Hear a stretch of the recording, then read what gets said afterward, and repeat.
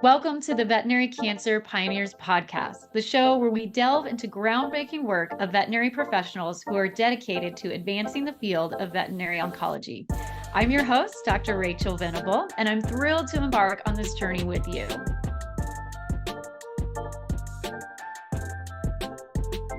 Hello, and welcome to the Veterinary Cancer Pioneers Podcast. I'm your host, Dr. Rachel Venable, and I am so excited today to have our guest, Dr. Sarah Boston.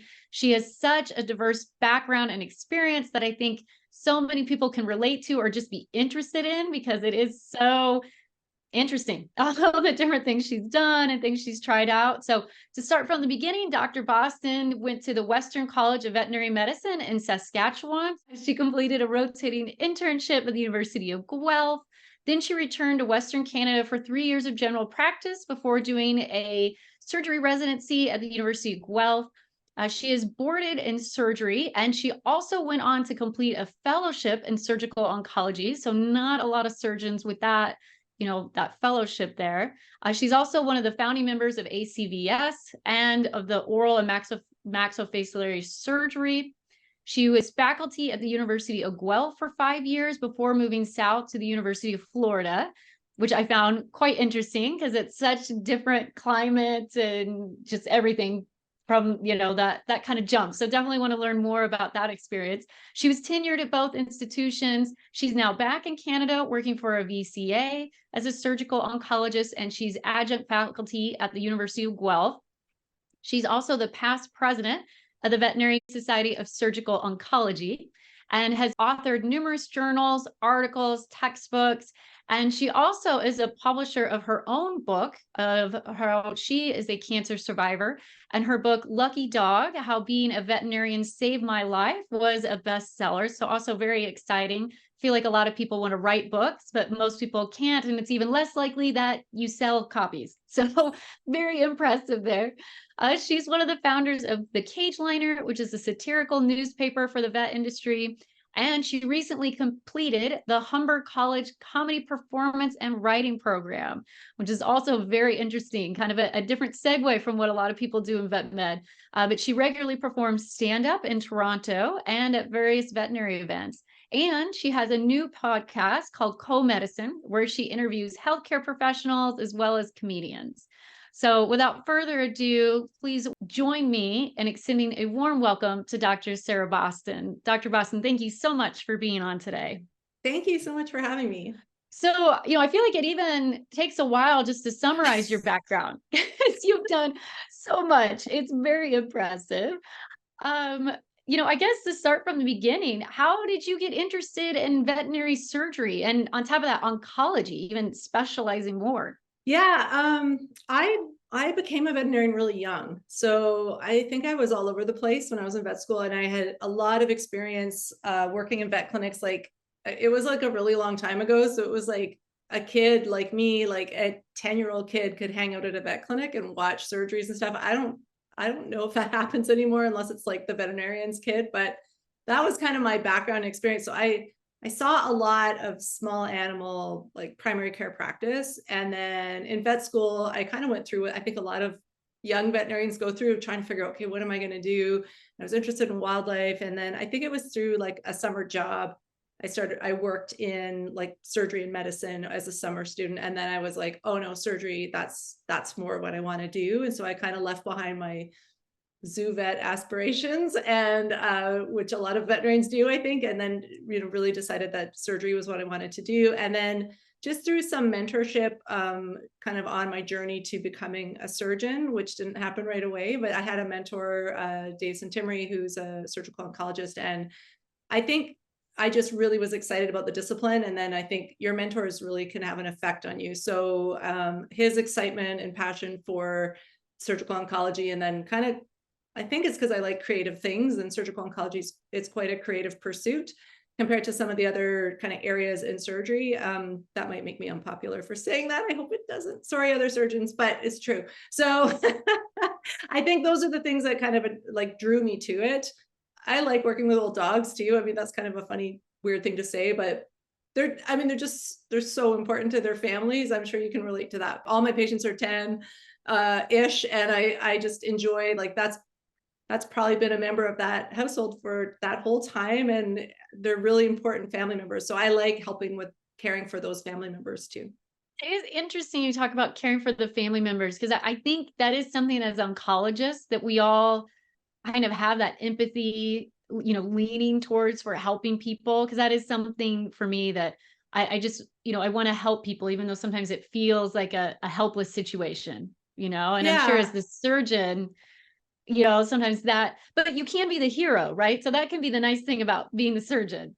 Yeah, I think being a cancer surgeon, you can either be like the wizard or the hero, or just like if you're having complications or things aren't going well, or that patient develops metastasis, I don't know if you become the villain, but you feel a lot of surgeries like this, but it's a bit polar. Like you can be like, I'm amazing, I cured this dog's cancer, or you can be like, I have a huge wound that I have to deal with and I feel terrible about myself. So it probably is, it's good. It keeps you humble being a cancer surgeon, because we do big surgeries and they can have amazing outcomes, but there's probably the complication profile is a bit higher than some of the other surgeries that we do. So it definitely helps keep you humble. I'm sure. And maybe that's why you like comedy. Is that kind of you have to find a balance, right? It's one of those, you got to laugh at yourself sometimes, or laugh at the situation. What did get you into comedy? Like as an actual comedian? I mean, I've met people that I would say are kind of funny, but I can't say I know any other vets that are legitimate comedians. Yeah, there's like very few. I can count them on one hand. I think that's always been a bit in me. I come from a creative family, but I definitely didn't think, oh, I'm going to be a stand-up comedian. And I think that's probably largely because I was going to be a vet since I was 6. So I was just on that path, like a lot of veterinarians, right? Like, so, maybe I would have thought of that if I wasn't so sure of that path. I would have like explored drama and improv and all those things, but it just what I dabbled as a high school student, but it wasn't serious. I like, it was a lot through the book that I wrote, which will sound funny, but it's I had thyroid cancer. I started writing about it. I had to laugh about it because it was very challenging to go through that. But I just had to make it funny because there was a lot of like obstacles to getting care and people listening to me, and it was a bit absurd. And I think when you're going through that, like you can laugh or you can cry. Those are your two options. So I was like, well, there was things that were absurdly funny, and so I just started writing about it, and then realized that I love writing comedy. My lectures usually have some jokes in them. Even long before I was doing comedy, people had that expectation of me that I was going to do something funny in my lectures, which I still think is like a good teaching tool. It's something I think is an important way to communicate science, is through storytelling and comedy, as long as you still convey important science. So anyway, it was kind of through writing the book, and I was like, oh, I actually really like comedy writing. This is something that I enjoy. And then what am I going to do with it? And I started taking classes and eventually found my way to stand-up comedy and just realized that I love it. I'm still sort of trying to figure out how do I fold this back into veterinary medicine. And I would say I'm in the work in progress phase of that, but I've been lucky. I've been able to do comedy like for veterinarian audiences, which is a blast because it's just, we're different, but probably all the healthcare professionals are a little bit wired the same way. And I think we all like to laugh about the same thing. So I'm kind of learning that, but that's kind of the pathway that got me onto comedy and comedy writing, I guess. Well, honestly, between doing stand-up and even doing surgery, I find both of those very intimidating. I'm medical oncology, especially some of the big surgical, oncology things that you guys can do. I would be very intimidated. So where do you get the strength? Do you find any of this intimidating? Do you find you kind of have to pep talk yourself? Like, how do you get yourself to do such what I would consider challenging things? You're the first person who's ever made that connection. And now I'm like, that's very interesting. I sometimes joke that I'm an adrenaline junkie, like when I'm doing those big surgeries. And I think there is a bit of that with surgical oncology. But if you stop in the middle and are like, oh, all these things that could go wrong with this adrenalectomy, you'll freeze like a little bunny in the headlight, right? Like you just have to do it. You just have to have confidence. You just have to do the thing, do the best you can. Whatever happens, you kind of have to manage it. I enjoy those types of surgeries. I kind of accept that if you're doing an adrenalectomy, there's like a list of things that can happen and you kind of have to be prepared and deal with it Comedy's easier than surgery. So I think that's the other thing is like, people be like, how do you do that? I'm like, well, nothing dies. Like I do well or don't do well. It's like, it's mostly just really fun. There's some things about it that are less fun, but mostly comedies, it's really fun and it's a fun thing to do. And even if it doesn't go great or something, you know, I can even laugh if it doesn't go great. Or I don't know, this week I did a show, there was 8 people there and 3 of them were my friends, but it doesn't matter because I find every time I do comedy, I just have to pick one good thing that happened that night. And my friends came and I got to see a comedian that I haven't seen for a while. That's it. But I was like, okay, well, that's fine. That's good. You know, oh, I made $10. I think with the comedy also, like I've done so much lecturing at veterinary conferences that there is a bit of a translation of that skill, just to be able to get up in front of an audience and speak for 30 minutes or 45 minutes about anything. It doesn't have to be surgical oncology, but just to be able to do that and not be scared to do that or not feel, you know, intimidated by an audience, like that's the same skill. And then it's just kind of like, well, what are you talking about? What are you conveying? And are you trying to teach people something? Are you trying to make people laugh? But the actual getting up in front of people is something that I haven't been intimidated by for, I don't know why. I don't, just how I'm wired. I think that doesn't really scare me. Going through, and I do like how you said that comedy's a lot easier than surgery. You know, I think the medical professionals would appreciate that you say that. It's still hard though. I always have to tell people that because when I was because I went to comedy school, did college for 2 years of, you know, I went to classes and perfect attendance. I did all my assignments. I won the award for the highest mark in my class. Of course I did, because I'm a nerd, you know, and of course I'm going to go to every class and I'm going to do those things. So I was really focused on it. But is it harder than becoming a veterinary surgeon? No, but it is still like something you have to work on and do homework and write and practice, and it's its own craft. It's its own thing. So the best comedians in the world, they work really, really hard. Like they don't just get up on stage and that doesn't just happen. They don't just get up and stuff just comes out of their mouth. They've worked really hard on their set. It does seem like you do have to be disciplined. You know, it's like you got to come off like it's easy, but it's not. What I've heard, like Steinfeld likes to interview comedians, and that was something I've learned just from watching some of his shows. And you know, when you do this, just the comedy and trying to be disciplined, I mean, I'm sure you can pull some of that from vet men because you have to be so disciplined to get through all that. But also, how do you find just, you know, the challenges? Like you mentioned, you know, you like stand up, but there was only like 10 people or so the other day. So like, how do you deal with challenges, right? With comedy and then in your professional life? Like, are you able to kind of overlap, or how would you recommend people even using comedy? Okay. I mean, I will say Friday night had an amazing show. So I think that's what sustains me. But it's kind of like what I said about surgery. It's like you're up and down and you're just kind of like, okay, well, like this was great. You know, I cured this dog's cancer. I had a great show. I killed. And then it's like, oh, there was 8 people there. And like, oh, that didn't go so well. It's just life, right? I get into the science of like improv and laughter and comedy because there is actually, it's not a huge amount, but there is science there. So just laughing, you don't have to be a funny person. Just find something. There's so much online now, like Netflix comedy specials or like sitcoms. It doesn't matter. Whatever makes you laugh, just laughing every day or laughing on a regular basis, like that is just good for you. That's just good for your mental health. It's just good for you. So, you know, some people are like, well, I'm not funny. It's like, you don't have to be funny.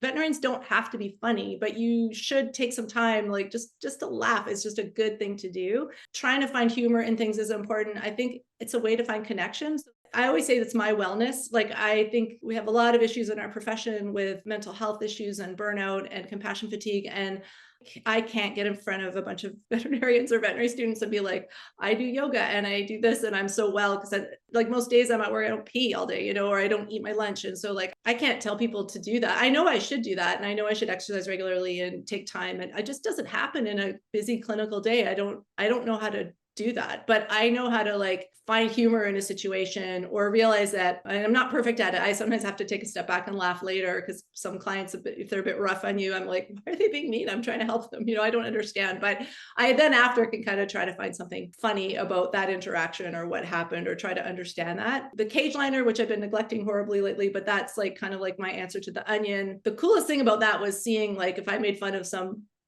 some interaction that happens, like just the commonalities of all vets everywhere in the world. Like, I'd have vets from Australia chiming in, and UK and Canada, and they'd had the exact same experience, or they'd be like, oh, this is like not even satire, this is real. And I thought that was the coolest thing. If you are starting out as a veterinarian and a client's really rough with you, you will turn it on yourself. You'll say, oh, like I failed to communicate.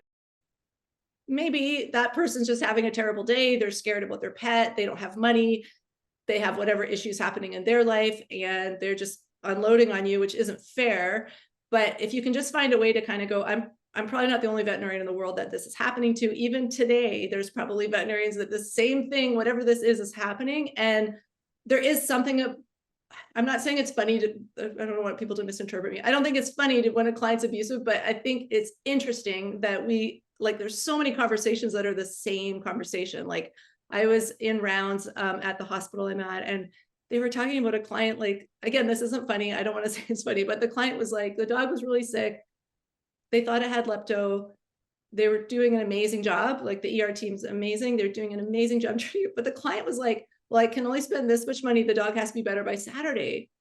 But I don't want to euthanize. And it was like, how can you even put those parameters on these doctors? Like, they can't control that. They can't control when this dog's not going to be in renal failure. If the dog's not going to be in renal failure, they're just working so hard. And then they were like, well, I can only spend this much per day until Saturday. And I know that's a reality for a lot of people, but I also just think, how many vets are being told that, like, I want the dog better, 100% better, but it has to be by this date. And I can only do, it doesn't work that way in medicine.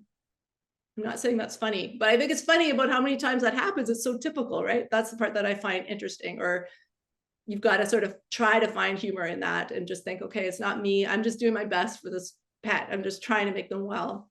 And that's all you can do, right?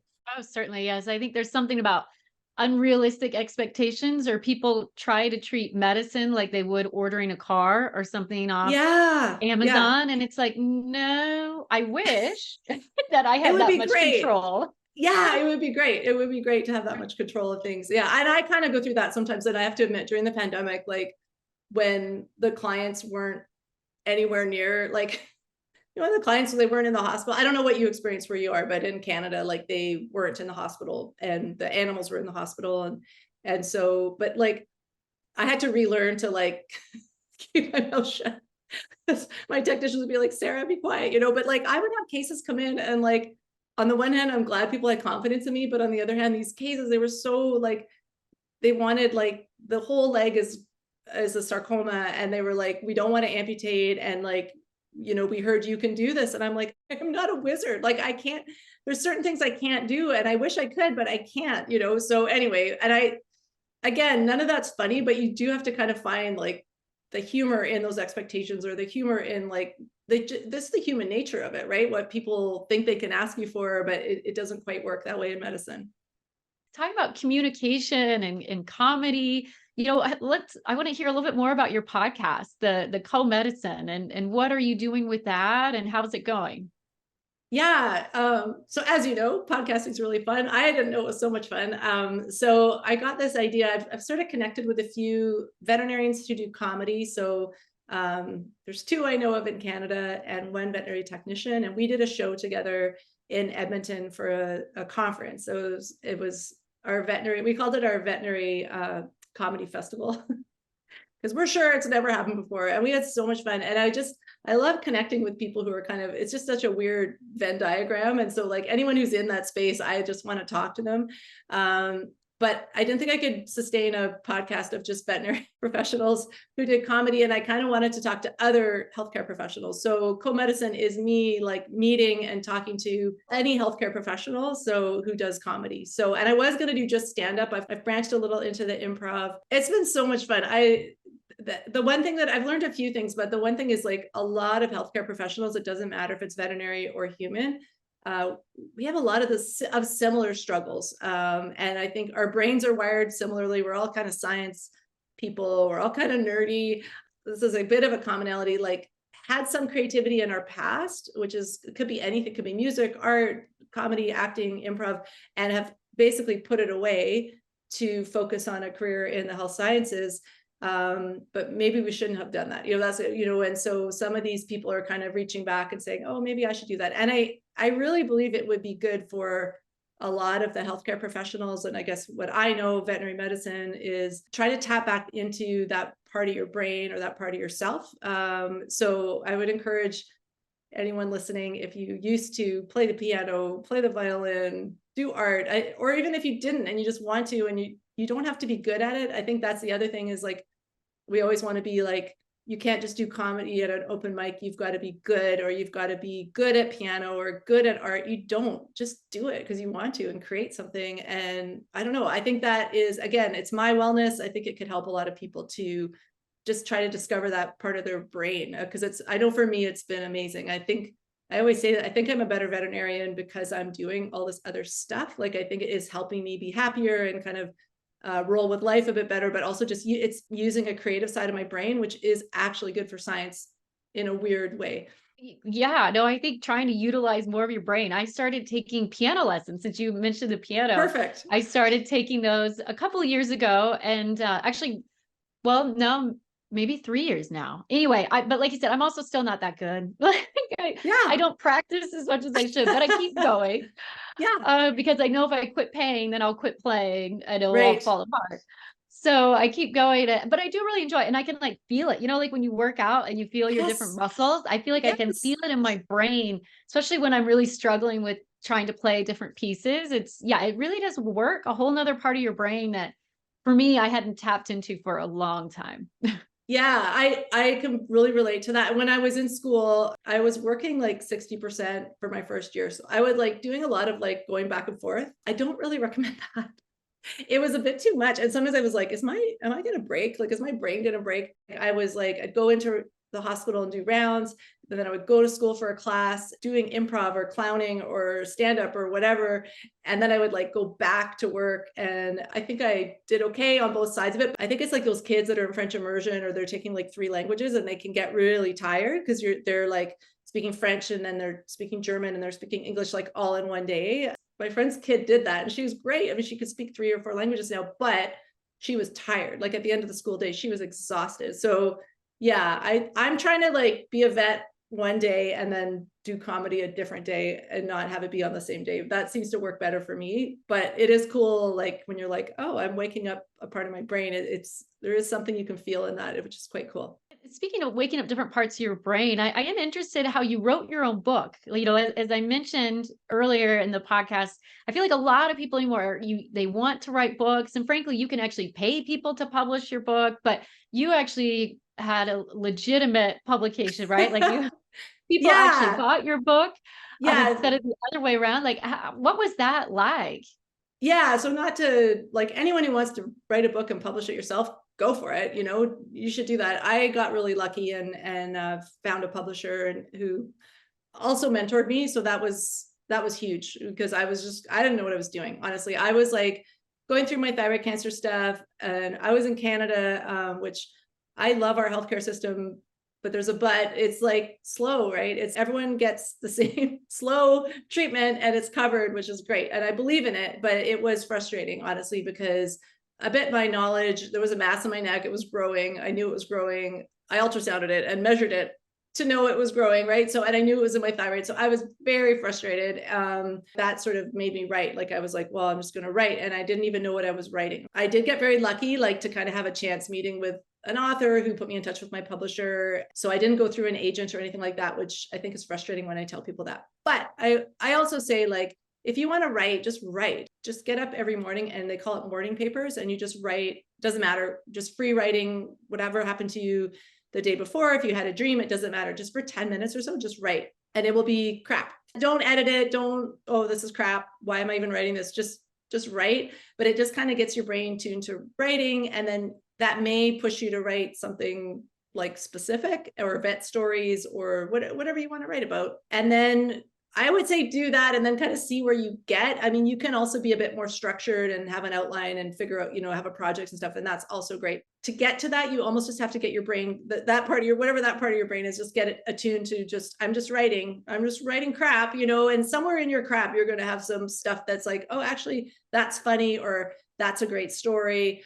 If you have stories, just write those out. Every veterinarian, every healthcare professional, we all have, well, every person actually, this is a human experience, but everyone has stories. And so just get them out, just get them written, and then kind of see what happens with it, if that makes sense. Like, I think it's almost like when you write a scientific paper, like when I'm mentoring any house officers about writing, like they don't know how to sit down and write a paper. That's impossible. Like if they've never done that before, how would they even start? Right. So it's just like, write your introduction, just write that. That's it, and then write the next section and the next section. So just kind of take little bites at it, as opposed to just, I'm going to write a book. Like, that's so overwhelming. The other part to that is, I know a lot of people say, oh, I want to write a book. Just start writing, because you never know who you're going to meet or what's going to happen. And if you have 40,000 words of a manuscript ready to go, and you meet the right people, like, you need to have something ready for that, or if you start taking writing classes or going to writing groups or that kind of thing, like just kind of get going on it. I think the biggest thing that stops people is probably time, but also the fear that it's not going to be good. It won't be when you start. It'll be terrible. Unless you're like really, really, I mean, there's lots of brilliant people out there, but it probably will be terrible.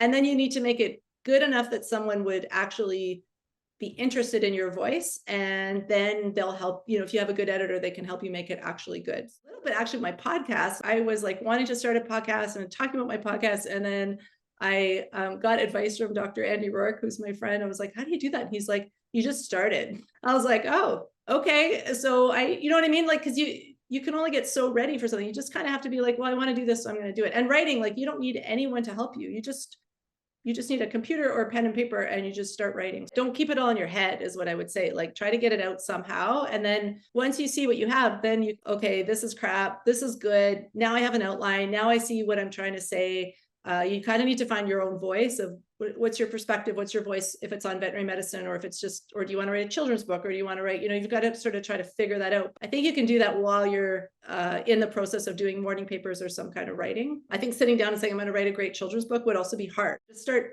getting something out of you, and then I know what this is going to be now.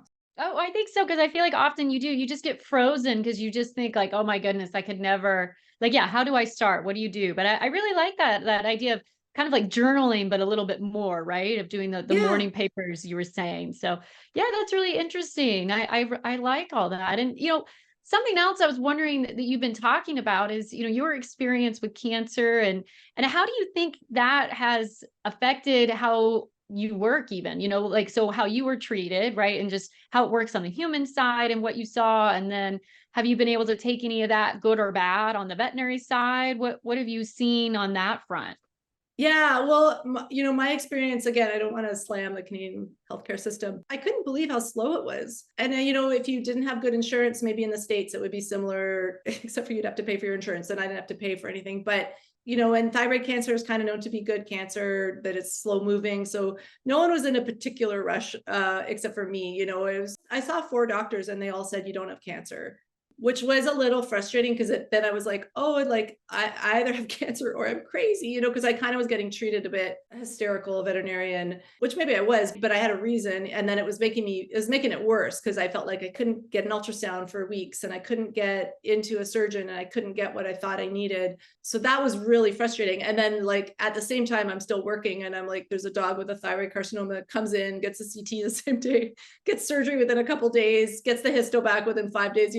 If the histo isn't back within 5 days, like, we're on the phone, like, where is this? Which is hilarious. I mean, things have, I think, since the pandemic, we're short of vets in every sector. And I've noticed that my histopath has kind of slowed a little bit, but it's still even when it's slow, it's still way faster than on the human side.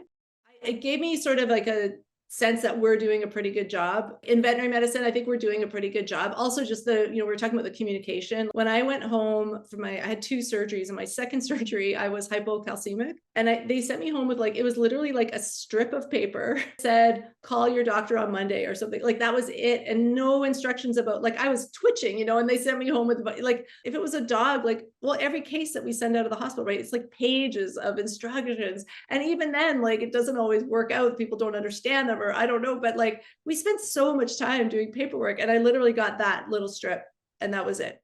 Okay, so if I start twitching uncontrollably, I guess I go to the hospital. I don't know, but, like, I'm educated in that. I was thinking, well, like, people who don't have a medical background, like, it was amazing to me. So that it made me feel good about our profession. Sometimes I feel like we almost do, or it's overkill, like how much time we spend with clients and how much time we spend on the phone and how much access clients have to us, and give a little less and kind of keep more for ourselves to be healthy in our lives as professionals. But I also think on the human side, like, I don't know why it was like that. They're probably very overworked, all the things that we go through too, but like so little information. And even just to give me a website, like I had to find the Thyroid Cancer Canada website, which was an amazing resource. If someone could have just given me that instead of me having to kind of like go through all the websites and find it, it would have been so helpful to have that. Whereas I think we tend to do that. Here's something to read. Here's a website, this is all this information for you. So Well, that is at least reassuring on the veterinary side that we're doing, we are providing pretty good customer service, because I do think we get kind of down on ourselves. And I definitely hear what you're saying as far as spending too much time. I think personally, I can be guilty of that. And then, yeah, just how much are you giving away? That was something I always used to talk to vet students about is, you have to pick your boundaries. Are you going to give out your cell phone? Are you going to give out your email? Some of that, some people like, and some people don't, but you just need to decide, because if you get all here and there with it, it's almost worse. I definitely don't think veterinarians should give out their cell phone.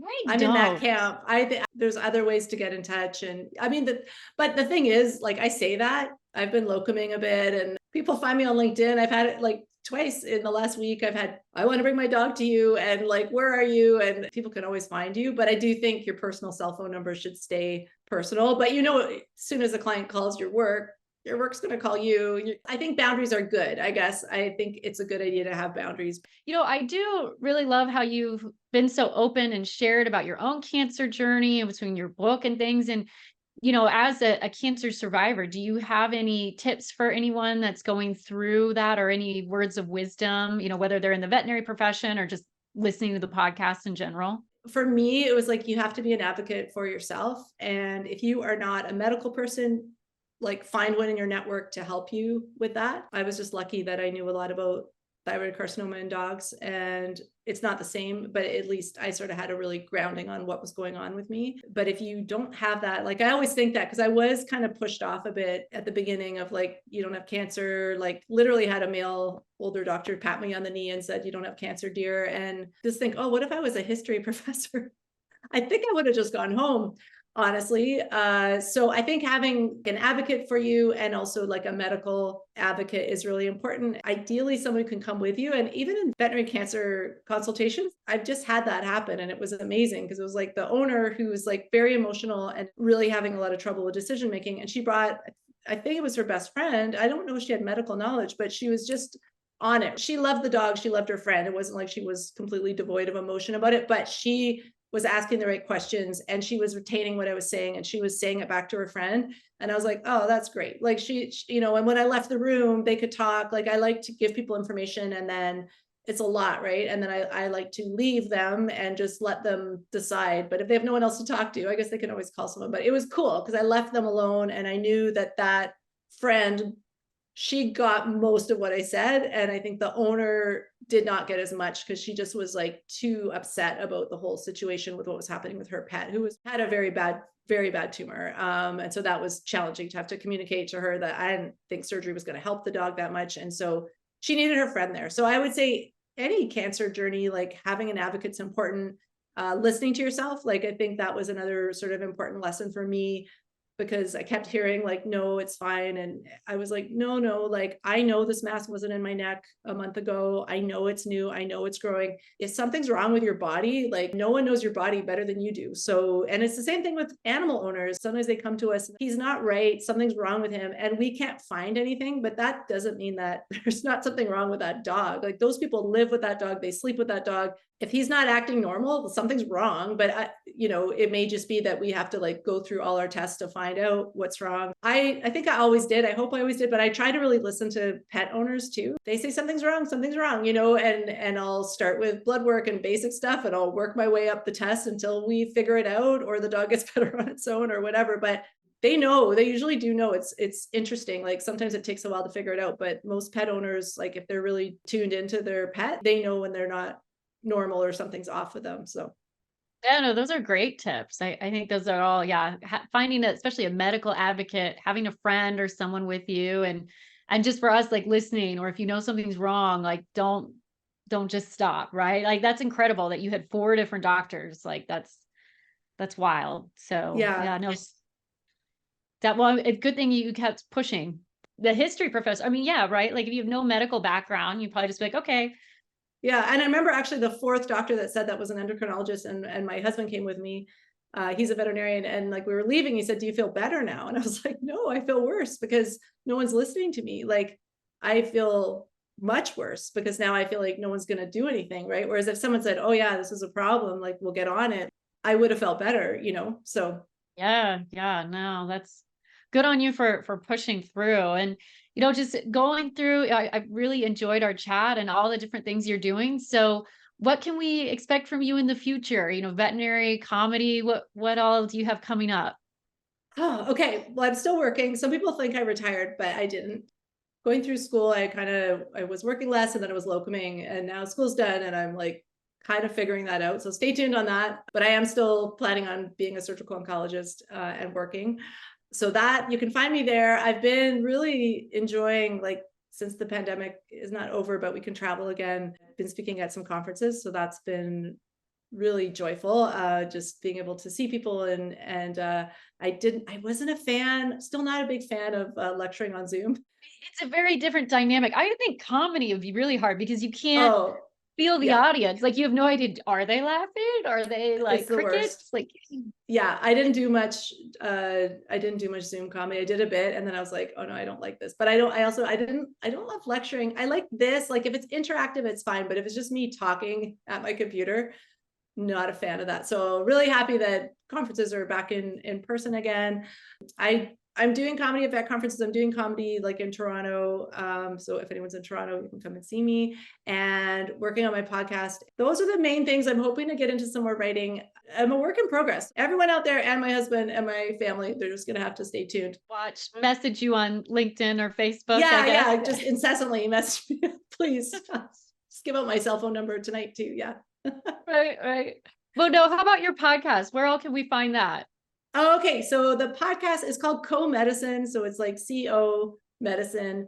It's anywhere you get a podcast. I mean, Apple and Spotify are the most popular places, but we also put it on YouTube. Wherever you consume your podcast, if you search for Co-Medicine, you'll be able to find it. But if people go onto my Instagram, which is Dr. Sarah Boston, I post about it a lot, and you'll be able to find you'll be able to find it through that if you don't find it just through the Co-Medicine's own Instagram. But yeah, I probably am like alienating all my friends because they're like, oh, did you start a podcast? Because I can't stop talking about it. And your podcast is really funny. I really enjoy it. I think it is kind of a fun because it's comedy and it's medicine. So I definitely highly recommend it. And speaking of recommendation, who else would you recommend to be on this podcast? But have you had Dr. Nicole Earhart? No, I haven't thought about Earhart, but yeah, that would be a good one. She's amazing. Yeah, she's incredible. So, okay, that pops into my head. Dr. Yola Kerpenstein is kind of an amazing fellow. And he's like had a Yeah. really interesting career. He's a surgical oncologist, but now he's the chief veterinary officer for Hill. So that I think he's had a very interesting career path. Dr. Julius Liptak, also a pretty amazing person, who's another surgical oncologist who's in Canada and a really good friend of mine. Those are my three people I really admire, who I think are doing really interesting things. Yeah, no, those are perfect. So thank you so much. We'll definitely reach out to them. And thank you so much for being on this podcast. I had a lot of fun. I think it's great, all the different things you're doing. I'm excited about your podcast, and we'll certainly look out for any more books or anything that you've got coming on the horizon. Amazing. Stay tuned. Well, that's it for this episode of the Veterinary Cancer Pioneers Podcast. If you enjoyed this episode and gained valuable insight, we would be so grateful if you could share our podcast with your friends and colleagues. And it would be even more wonderful if you want to give us a 5-star rating, positive review, or any kind of feedback on Apple Podcasts or wherever you listen. The Veterinary Cancer Pioneers Podcast is presented to you by Infomed.